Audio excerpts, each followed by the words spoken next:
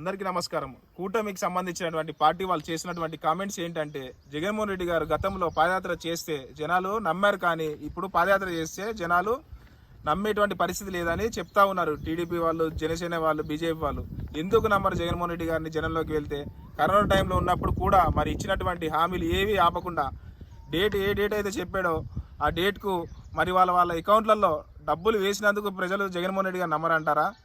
మరి రైతులు చాలా ముఖ్యం రాష్ట్రానికి. రైతులు మన దేశానికి వెన్నుముక అని అంటాం. అలాంటి రైతులు ఆదుకోవడం కోసం అని చెప్పి రైతులకు 52 లక్షల మంది రైతులకు కోట్ల రూపాయలు వారి అకౌంట్లో వేసి వాళ్ళని ఆదుకున్నందుకు మరి ఆ రైతులు జగన్మోహన్ రెడ్డి గారిని పాదయాత్ర నమ్మరంటారా? 11,000 రైతు భరోసా కేంద్రాలు ఏర్పాటు చేసినందుకు మరి జగన్ గారిని నమ్మరంటారా? మరి వైఎస్ఆర్ ఉచిత పంట బీమా 54 లక్షల మంది రైతులకు 7,802 కోట్ల రూపాయలు కేటాయించినందుకు జగన్ గారిని నమ్మరంటారా?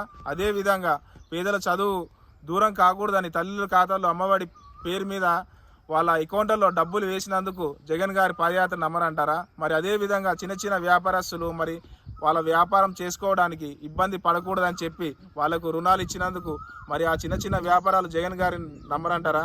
మరి ఆటో నడుపుతునే వాళ్లకు మరి 10,000 రూపాయలు ఆర్థిక సాయం చేసినందుకు, అంటే వాళ్ళు ఇబ్బందులు పడకూడదు ఆ రకంగా వాళ్ళు.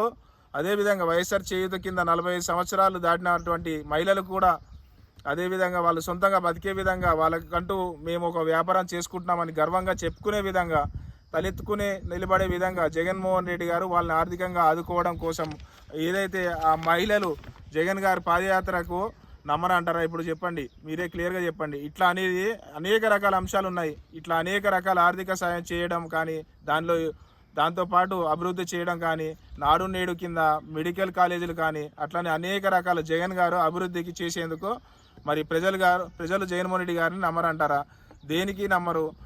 మరి టీడీపీ వాళ్ళు అంటున్నారు జగన్ చేసేటటువంటి పాపాలని. ఏం పాపాలు చేశాడు ఒకసారి చెప్పండి, లిస్ట్ చెప్పండి. కూటమి అధికారంలోకి వచ్చిన వెంటనే చంద్రబాబు నాయుడు గారు మొదటి సంతకం చేశారు కదా డిఎస్సి సంబంధించి.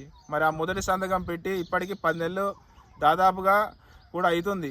అది అమలు చేయకపోవడం జగన్మోహన్ రెడ్డి గారు చేసినటువంటి పాపమా? మరి జగన్ గారి కన్నా ఎక్కువగా పథకాలు అమలు చేస్తామని చెప్పి అధికారంలోకి వస్తే అని చెప్పి మరి ఈ సూపర్ 6 పథకాలు అమలు చేయకుండా ఖజానా ఖాళీ ఉందంటూ ప్రజల్ని మోసం చేయడం జగన్మోహన్ రెడ్డి గారు చేసిన తప్పంటారా? అప్పులు సంబంధించి ఎన్నికల ముందేమో ఒక మాట, ఎన్నికల తర్వాత ఒక మాట, అసెంబ్లీలో ఒక మాట చెప్పారు.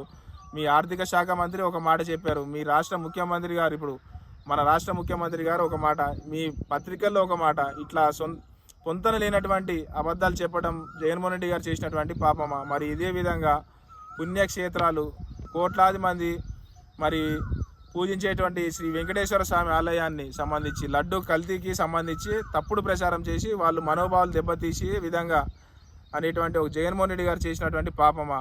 ఆ తొక్కిసలాట అనేక మంది చనిపోవడం, గోవులను సంరక్షించలేకపోవటము, ఈ నిర్లక్ష్యం కారణంగా డబ్బులు మిగిలించుకోవడం కోసం అని చెప్పి ఇంజనీర్ లేకుండా సింహాద్రి అప్పన్న ఆలయంలో ఒక గోడ నిర్మించి చేపడితే ఆ గోడ కూలిపోయి భక్తులు చనిపోతే అది జగన్మోహన్ రెడ్డి గారు చేసిన పాపమా? మీరు చేసిన పాపాలు ప్రజలు గమనిస్తూ ఉన్నారు. మీ రెడ్ బుక్ కథలు, అరాచకాలు, దౌర్జన్యాలు అన్నీ గమనిస్తూ ఉన్నారు. ఇట్లా మీ పి కోటేశ్వరరావు, కందుకూరు నియోజకవర్గం.